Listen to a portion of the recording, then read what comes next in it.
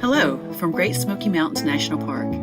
The Smoky Mountains are well known for beautiful sweeping mountain vistas and, of course, the American black bear. But did you know that the park is also known for its amazing biodiversity? There are over 130 known species of land snails in Great Smoky Mountains National Park. They play an important role in the local ecosystems, both in life and death. As decomposers, they help break down living material on the forest floor. In death, their shells provide much-needed calcium for other animals like birds that need the mineral for eggshell production. The book, Land Snails of the Great Smoky Mountains National Park and Southern Appalachians, is your guide to finding out more about the land snails in the Smokies. Hope to see you in Great Smoky Mountains National Park real soon.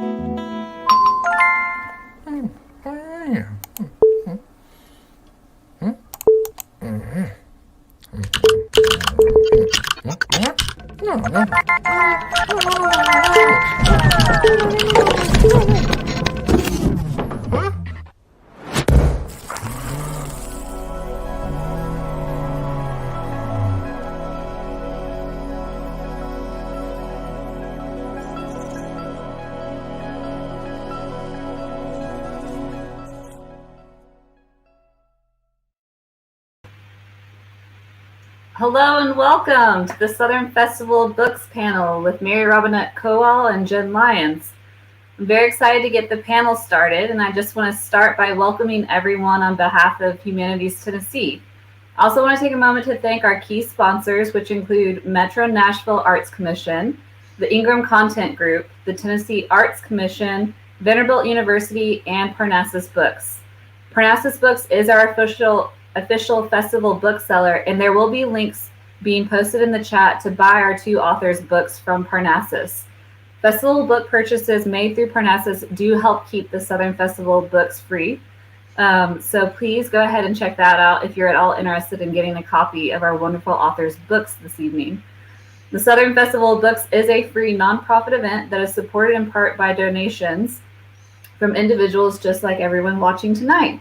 So if you appreciate this event and want to support it, you can do so by visiting the Humanities Tennessee website at www.humtn.org, or there will also be a button to donate dropped in the chat as well. Please note that the festival's inclusion policy applies online as it does in person. Anyone making inappropriate comments in the chat will be removed, but I please hope that you all will participate in the chat and drop any and all questions you might have for our wonderful authors there this evening. All right, so announcements aside, I am very excited to introduce our two wonderful authors to you this evening. First, I'm going to introduce Jenn Lyons. Jenn Lyons was a graphic artist and illustrator for 20 years before working as a video game producer on projects ranging from indie projects and slot machine games as AAA titles for EA Electronic Arts. In 2020, she was nominated for the Astounding Award for Best New Writer. Her 5-book series, Chorus of Dragons fantasy series, began with The Ruin of Kings and continues with The Name of All Things, and the recently released The Memory of Souls. Mary Robinette Kowal is the author of the Hugo, Nebula, and Locus award-winning alternate history novel, The Calculating Stars, the first book in the Lady Astronaut series, which continues in 2020 with The Restless Moon. Mary Robinette has also worked as a professional puppeteer, is a member of the award-winning podcast Writing Excuses, and performs as a voice actor SAG-AFTRA, recording fiction for authors including Shannon McGuire, Cory Doctorow, and Neil Stevenson.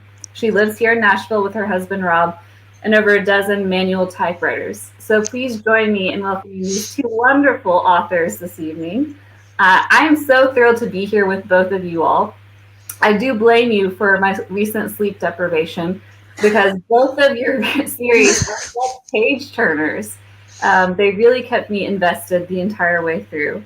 And one thing I love about both of these series are the really rich and in-depth worlds that both of you created. The stories are so character-driven, human-driven, but they're inexplicably linked to the worlds that you have created. And sometimes the worlds can feel massive and on such an epic scale, but you also balance it out by bringing it in as intimate as a bedroom. So I'm curious, what was the original nugget that drew you into your stories, since they are so heavily character driven, but tied as well to the world? So was it the world that brought you in, the characters, or some kind of combination of the two? And I don't know. Do you want to go first, or shall I? Why don't you go first, Jen? Because the some of the world building things that you're doing, I think, are super interesting. So I will admit I started with the world, Mhm. and I almost always do that because I think that the world dictates. Characters obviously exist independent of a world, but they are nonetheless shaped by the world that they exist within. So you can't really, at least I can't, divorce those things. Mm-hmm. So, you have a world, you start to develop that world, and by doing so, you start to get an idea of, at least I keep saying you, I start to get an idea of the characters that I want to put in it and how I want those characters to interact with each other. So I guess it's a thing of going from macro down to micro as you shape the story. Mm-hmm. Yeah, and I tend to work sort of back and forth. It will depend on the project for me. Sometimes I have a very strong sense of the world first, and then I find the character that inhabits the world. Sometimes I have a sense of the character, and then I try to figure out what world they inhabit. But as you say, they are inextricably linked, and there's no, it's this constant back and forth. Mm-hmm. For the Lady Astronaut books, they were ones where I had the world first, and then I had the character, because I wrote a novelette called The Lady Astronaut of Mars, set in a world that I had already started fleshing out, and then needed to go back 40 years to start these with Calculating Stars. And at that point, when I was really fleshing out the world for novel length, I was starting from a character point of view, and building out. So it's always a lot of back and forth for me, but with these particular books, it's very, very much back and forth. Jen, an element I really enjoyed about the series was the manner in which you told it, which also lends itself to the world building. So it's all a recounted story. So it makes the reader a voyeur, which I love because it's a complicated world, but you bring us in nugget by nugget by nugget to where it never felt totally overwhelming to me because of the way that it's told. And so I'm curious, did you always intend to tell it in that manner? And what was your favorite part about writing it in that way? No. I actually originally wrote the first book start to finish in order. Oh, wow. and hated it. Just hated it. So I was trying to figure out what the problem was with it and why I didn't like it as much as I thought I should. And eventually what I realized was that I was telling the story wrong. Mm-hmm. And so at that point I made the decision to make it diegetic, to make the entire story exist within the world of the story. And at that point it just kind of all fell into place. It was, it was like once I made that decision, all sorts of things just sorted themselves out, and it was easy. But which is why I laugh every time somebody used to come to me and say like, well, have you ever thought about dividing the books, the two different storylines up? I'm like, yeah, no, I've tried it. not going to do that. So. And Mary Robinette, you've created an alternate history with an alternate timeline that's still bound to our laws of physics and science, but you've also advanced technology at a slightly faster rate than in the 50s and 60s when it's set. So did balancing that alternate history with the science ever become overwhelming at times? Because I imagine the process had to be a bit like a magic trick where you had to tell the reader enough to keep them invested, but not so much that you spoil or ruin the magic trick, so to speak, with too much explanation. So it's interesting because there are parts of the science that I advance faster. Mm-hmm. And I let myself go about 10 years down the timeline for anything rocketry based. Mm-hmm. Anything space-based, we're about 10 years down the timeline. For computer, I keep them lagging about 10 years behind the timeline. Yeah. Because what happened in our real world was that the push to the moon caused us to have to solve the computer problem by miniaturization. And in their timeline, miniaturization, mechanical computers are just barely a thing. So for them, if they want to send a computer into space, they have to send a woman, since that was who was doing the computing. So they didn't have the pressure then to solve the miniaturization problem. So it was this constant kind of back and forth where I was trying to figure out, the stuff where I was just 10 years down our timeline, that was easy. It's the stuff that I was lagging 10 years behind and then trying to figure out how that intersected with the other, that was where it got complicated. And the way I handled that was I had rocket scientists just answer the questions for me. I was like, help me. And then that's valid. Yeah. That's very valid. I was like, hello, astronauts. Hello, rocket scientists. This is a novel. Can you help me with this? It must be nice to just be able to call up an astronaut and be like, help, let me just pick your brain. Yeah. Hey, do you want me to text one now? I mean, that's a big flex. That's a big flex. Yeah, no, it's I will not lie. I have become friends with them over the course of doing the several astronauts, which is, again, it's super fun. But for the most part, they're just like, oh yeah, my friends. And then every now and then I'll have a moment where I'm like, oh, you've been in space more than once. That's great. I mean, well, clearly both of you all did a massive amount of research for both of these series. I know, Jenn, I looked online and I saw that you had learned how to play an instrument. You had created several languages, the whole history of the world. So for both of you all, what was the strangest bit of research that you had to do? Or alternatively, what was the greatest or most exciting piece of research that you got to do for your series? So the most exciting one for me was that I got to go to the Johnson Space Center and actually go to the Neutral Buoyancy Lab, which is the giant swimming pool that has a full-scale mock-up of the International Space Station in it, and got to watch them do a full run of a spacewalk. That was really cool. But one of the things that was probably actually most helpful while I was there, they let me try on a glove. And trying that on and understand, it gave me a much better sense of how little tactile sensation they have. So for me, a lot of all of the science stuff is really cool, but the stuff that attaches you to it, the stuff that makes you feel like you're there, is the visceral stuff. And that's the stuff that I get super excited about. So when I got to try on the glove and go back into the area where they repair the suits that they use in the NBL, that was so cool. It was getting to see all of the backstage stuff that we don't normally get to see. Like when someone does a story about the Neutral Buoyancy Lab, they're always talking about the astronauts and the people there.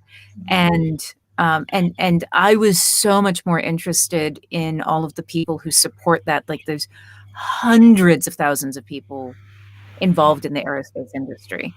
And it's just really cool when you realize how many thousands of people are supporting, the fact that there are people in space right now that they'll pass overhead in not too long. But there's all of these people on the ground supporting them, and that was really cool. I think for me, so there is a ship that harbors in San Diego. I think it's just permanently there at this point, called the Star of India. And when I was trying to get a feel for what ship travel was like, for the first book, I got to spend a lot of time there, just sort of seeing what this ship was like, and I think, and there's probably a Mary Robinette, you will understand this, because just like space travel, sea travel, space is at a premium, and there is no extra room for anything. And I think it would have been very easy for me, if I had not spent time aboard a ship like that, to have have given too much room, to really just to have not understood that there's no space for anything. And even like the big, the big suites, the big cabins are still I mean, you're looking at a bed that's 4 feet in length and being told that that's for a full grown man. There's no way that's happening. And then the other thing was that, actually, for the second book, so one of the dominions, one of the worlds in my world, was supposed to be very horse centric, very, very horse centered. And I know actually a fair bit about horses, just because I worked at a racetrack for a very long time. Really? Hollywood Park in Southern California. I'll have follow-up questions after the thing. Sure. But not as much as somebody who's like a real horse person would know. Me going back into the stables, not quite the same thing. So I went to my local Ren fair to go see if I could talk to any of the knights that were, most of the time people love to tell you about what it is they do. That is usually not a problem. They are more than happy to share this fact. And while I was there, I met a gentleman who was from Kazakhstan. And, so here's these medieval European knights running around, and here's this one Asian man who's just fabulous on a horse, just absolutely amazing. And they pretty much didn't even, they just had, he's visiting the court. Cool. It's great. But talking to him and talking about coming from a horse culture completely changed how I ended up treating the horse culture in book 2. So, right. Yeah, I bet it would. Yeah. What was the? Sorry, I'm now asking questions, Sarah. Yeah. Can you think of anything that, like a moment where he said something, you're like, oh, and like a specific detail that was just like, that is a thing I would not have thought of. Well, so we were talking about games that are played from horseback, because part of the whole conceit of the reason I was doing this was because this was this culture that was kind of centered around tournaments, but I didn't want it to be like jousts, purely let's do jousts all the time, and so he had all of these games that would get played, and some of them were like, this is played with a goat skull, and you have to kind of polo like, you have to hit it around the field while on horseback, and here's these games that are played on horseback, and it was this really interesting. Okay, yeah, that's not how we do things at all. Life lived on horseback, kind of. Yeah. And also seasonal, because like everything revolved around taking the horses up to the grazing lands and taking the horses down to, so it wasn't a nomadic existence, but it was a nomadic existence from what we would, what European based lifestyles would think of it as such.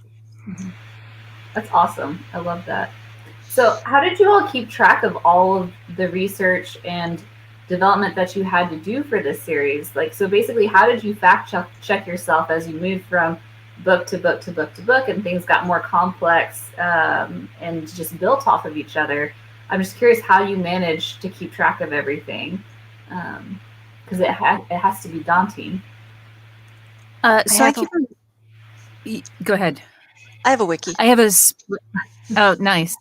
I am so low tech. I have a spreadsheet of characters where I keep track of their kind of axes of power, any notes that I sort of need to make that I'm afraid I'll forget. And then I have a file that is completely unorganized in my Scrivener folder that says useful links. And then I have a bookshelf of books with sticky tabs in them. And my basic way of keeping track of something for the novel is if it's in the novel, it's canon. And if it's not in the novel, then it's not canon. So if I need to check something, I do a search within my own novel.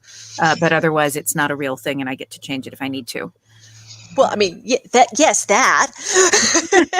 So, like, I recognize the whole wiki thing, and there are times when not with these books. These books are pretty straightforward, but with the glamorous histories, there have been times when I'm like, yeah, I know I worked that out. Where did I put working that out? And there I'm like, oh yeah, wiki sounds like a really smart. That is smart. It is smart. It doesn't just sound smart. It is smart. I have not done that. It was a thing that I developed. I mean, don't get me wrong, right? So I do have a notebook that, long form notes go into because I find that writing long form engages a different side of the brain. And if I'm trying to work things out, particularly with plot, that it goes much better if I try to, write that out by hand. But yeah, if I don't put it into some central place where I can find it later, I won't be able to find it later. and then I'll be sad. Fair. That was a total librarian question because I like to see how people organize their information. So I'm very unorganized is the thing. Very, very, very. Yeah. If you want to ask Jen a question, I will go grab a book and flash my my set of, because it's just on the other side of this screen, and I will flash my sticky notes, and people will be like, "Oh dear God, that's how you organize?" I'll be right back. Okay.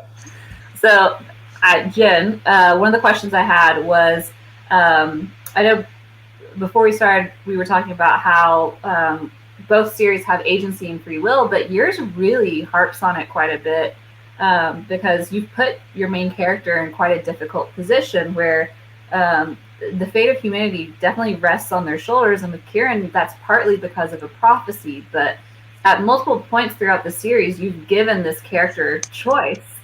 And so I'm curious why it's important to remind readers about their own agency and free will when we're, in the stakes of science fiction and fantasy, where oftentimes it is a heroic, adventurous type story.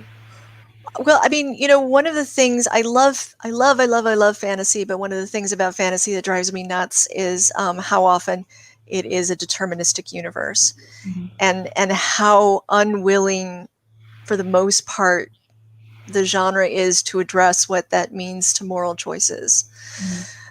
So when I started writing these, I was like, you know what, I really want to tackle this head on. I want to talk about,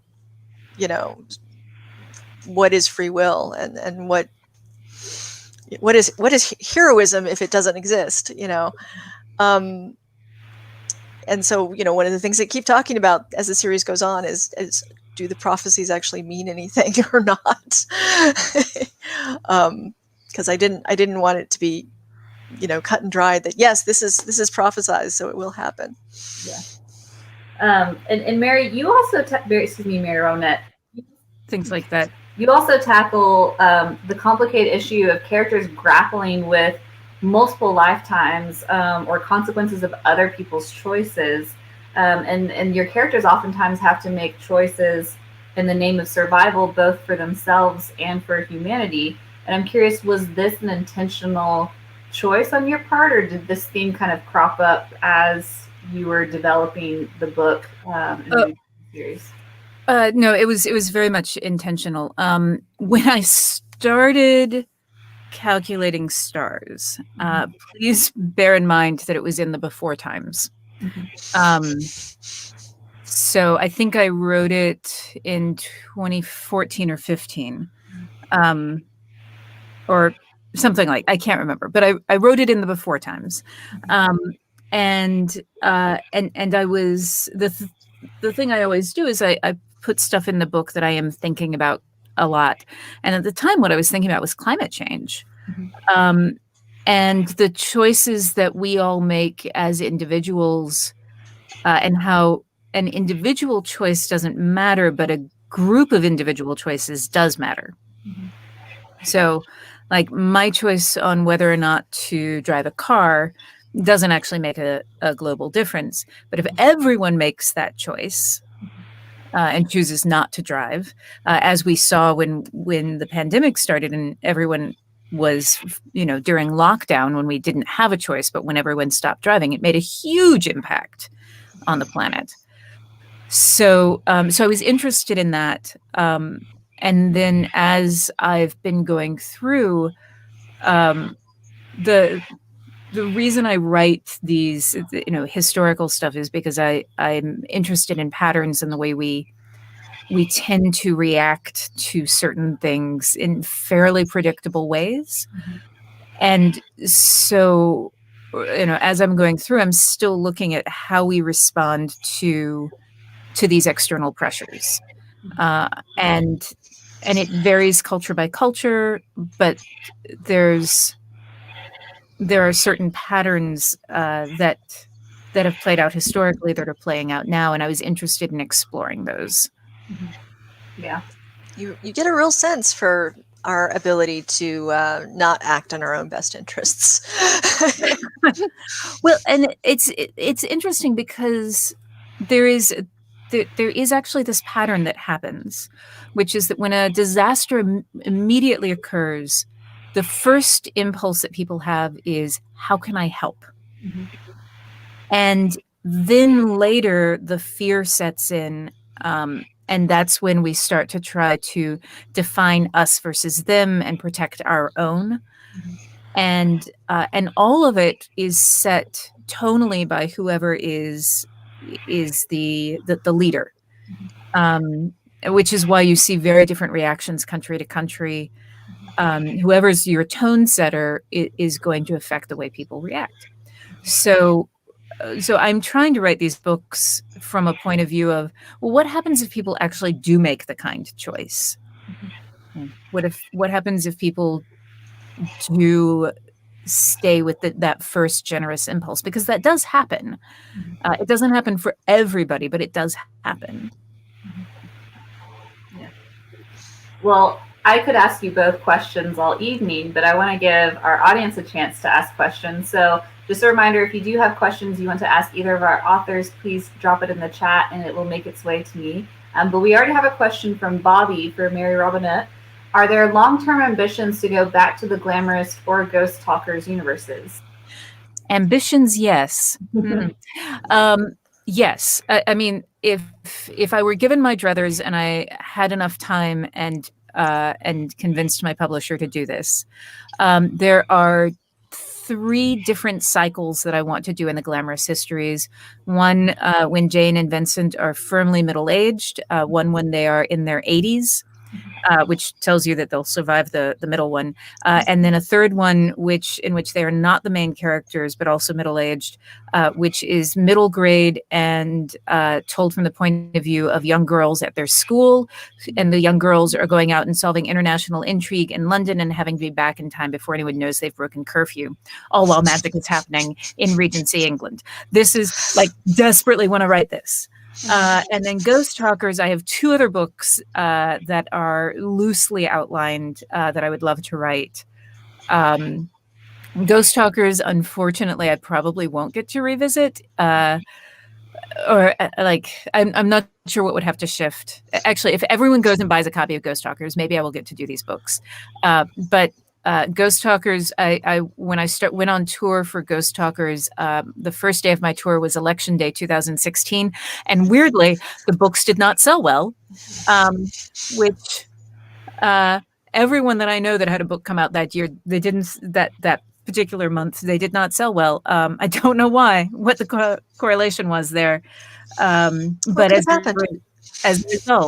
a result of that, oddly. But as a result of that, the sales are not good enough for them to feel like doing more in that series, which is also why I try to write everything as a standalone. Yeah. Even in the series, no cliffhangers at the end of my books. That's good advice for any writers out there, because I guess there are no guarantees for series to be picked up or continued. A question I have for both of you all is, what is one thing that you all learned about yourselves as you worked through and wrote these series? Because these are long-term series for a bit. Like Mary Robinette, like you said, you write them as they can stand alone, but they keep growing and growing. And Jenn, you have 5 books planned in this series, and we have another one coming out next year. So I'm curious, what's one thing that you've learned about yourself through this whole book series experience? Well, I'm probably about to bring the room down, but Relentless Moon, I realized I have an eating disorder, which is fine. It's like super manageable. Like it's not a, it has, it's, but my main character has anorexia. And the more research I did in it, the more I was like, oh, I thought I was going to be extrapolating, but the things that go on in my brain are not actually healthy and normal. And the thing, like I have for years, I have on my phone a reminder to eat lunch. I have it on my calendar because otherwise I will forget to eat. And there's some other things as well, but I was like, oh, I actually didn't realize that was not normal.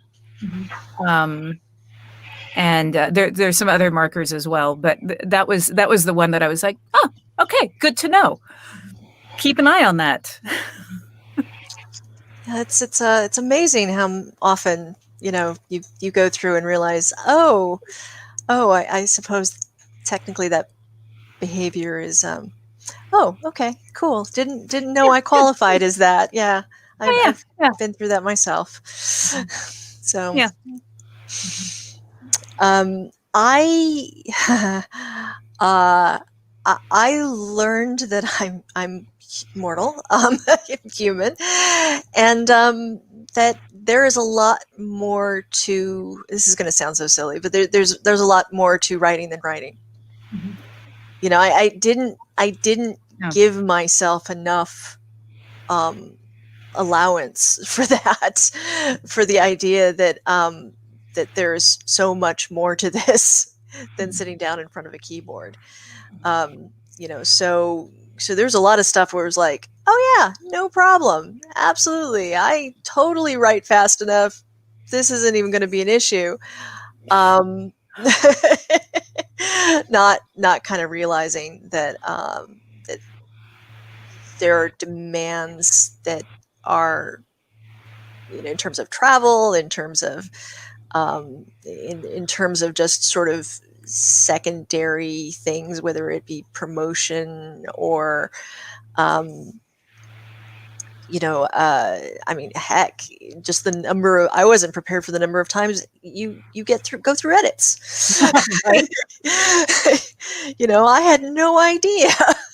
Like, you're going to be seeing this a lot. Yes, and still miss things. It's amazing.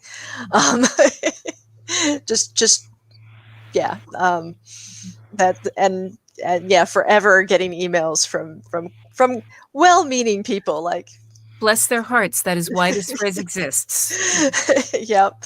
A lot of people are just like, hey, there's a typo on page such and such, and I'm like, okay. I don't really have the ability to fix that. I'm sorry. Yeah. I should mention, by the way, for the people in the audience, that I'm happy to answer questions about anything. So you can ask me about Regency underwear. You can ask me how astronauts pee in space. You can ask me about depression. You can ask me about my cat. You can ask me what I'm crocheting below the screen, whatever. Like anything is fair game. Writing process. I will say I loved your inclusion of anxiety in the Lady Astronaut series, because I personally have anxiety, and it was a similar experience where I did not realize for such a long time that my mind was just different from the vast majority of other people, and I thought my normal was everybody's normal. And so I loved your inclusion of that, because that was the first time that my brain and my thought process, I felt, was really reflected in a story that I had read, because it was so spot on. And I loved your note that you included at the very end. And I shared it with a friend of mine who has anxiety, and I was like, you need to hear this because it is so wonderful. So I really appreciated your inclusion of that. Yeah, I'm very lucky that Elma has social anxiety disorder, and I'm very lucky that I do not. Just in case no one can tell, I am a ham. But I do have depression. I have family members with social anxiety disorder, and I had a period in my life when I was having anxiety and panic attack that were situationally based. The first of those was puppet theater, which is where I come from, is great unless you have a boss who is sexually harassing you and you're in your early 20s. And I would get up in the morning to go to work, and I'm like, oh my God, I have the flu. Like I have to throw up and I feel terrible. And I would call in sick, and then it would go away. And it took me a shockingly, embarrassingly long period of time to realize, oh, hey, this is like, I was like, I can't be pregnant. I haven't had sex yet. But is this morning sickness? Maybe I'm wrong. Like, my name's Mary. I mean, maybe a virgin birth is happening. I have no idea. But a lot of it was the reason that I put it in was that I learned that I had depression because other people spoke frankly about it.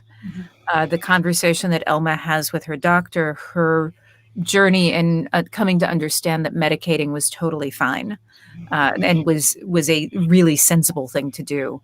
That was mine. Even if the disease that she's medicating for, the condition that she's medicating for, is a different one.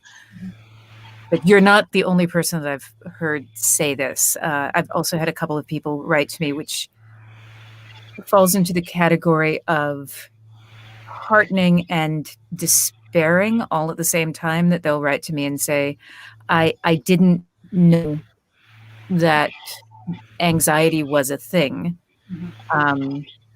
And I've gone to the doctor for the first time. Thank you. And on the one hand, yay, my book has made this person's life better. On the other hand, these people have gotten to adulthood without getting the help that they need, and the place that they get it from is a novel.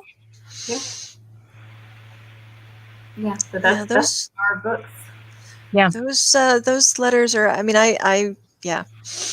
Do you get those too? Yeah, not necessarily about anxiety, but definitely about other very sensitive issues, and it's always very, like you said, it's very heartening, but it's also very distressing. So I will absolutely back Sarah up on what she just said, because I was extremely grateful for your treatment of anxiety in that book, and both those books, including. And the thing I love best about it was therapy's okay. Therapy's okay. It is not a sign of weakness. No. So therapy is real good, real smart. Yeah, that's important. We've got another question. This one for Jenn. When you're writing epic fantasy, you're writing under the shadow of Tolkien, etc. Other than determinism, What did you feel like were the main world building things at the macro scale you wanted to change or make different in your world from them? I'm assuming you're referencing Tolkien-esque fantasy. Well, it seems like a lot of fantasy revolves around the idea of defending the institutions of power. Almost inevitably, there will be some sort of dark lord who is a threat to the kingdom, and the hero will show up to save, or he'll turn out to be the long lost prince, and he'll restore the rightful crown and sit back on the throne again. And I always looked at those and kind of said, well, you've created a world, you being very general, created a world where that is not bright and shiny and happy. I mean, there's obviously bad things going on, but somehow this person that's supposed to make it all better is just restoring everything to the way it used to be. And how is that? How is that a defensible? How is that a good act? How is that actually what the hero is doing? So I really wanted to play with this idea that that one person's hero is another person's villain. So here's this main character who's this hero who's supposed to destroy the empire. Is prophesized to destroy the empire, and people are freaking out about that. But does that actually make him the villain? Maybe the empire is a legitimately horrible place that, maybe Rome deserves to fall. So that was a thing I really, really wanted to explore. And then I think the other thing I really wanted to explore was I wanted to explore the ramifications of what magic means in terms of resources and economics in a fantasy world. If you control who can come back from the dead, how is that not controlling, the ICBMs? How is that not controlling who has the oil? And so that was a thing I really wanted to get into as well. Yeah. Well, we're almost at time, so I'm going to ask one quick fire question, which is, what has been your favorite, most recent read that you picked up as recently as you can remember? Well, I'm currently reading N.K. Jemison's The City We Became, and it's a fantastic book. I'm going to go with P. Jelly Clark's Ring Shout.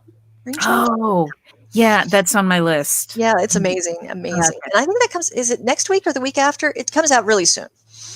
Yeah. That's great. All right, well, we are almost at time, so I don't want to hold people over, but I want to wrap things up and thank our two marvelous authors for being with us here tonight at the Southern Festival of Books. Jenn Lyons, thank you so much. Mary Robinette Kowal, thank you so much. And to all the viewers, if you have yet to pick up the Lady Astronaut series or a Chorus of Dragons series, do yourself a favor, pick it up. They are both marvelous page turners. They will keep you up late at night because they are so wonderful. And if you do buy a copy, we do encourage you to buy it from the official festival bookseller, Parnassus Books. But thank you all so much for joining us, and I hope that you will attend another panel with the Southern Festival of Books.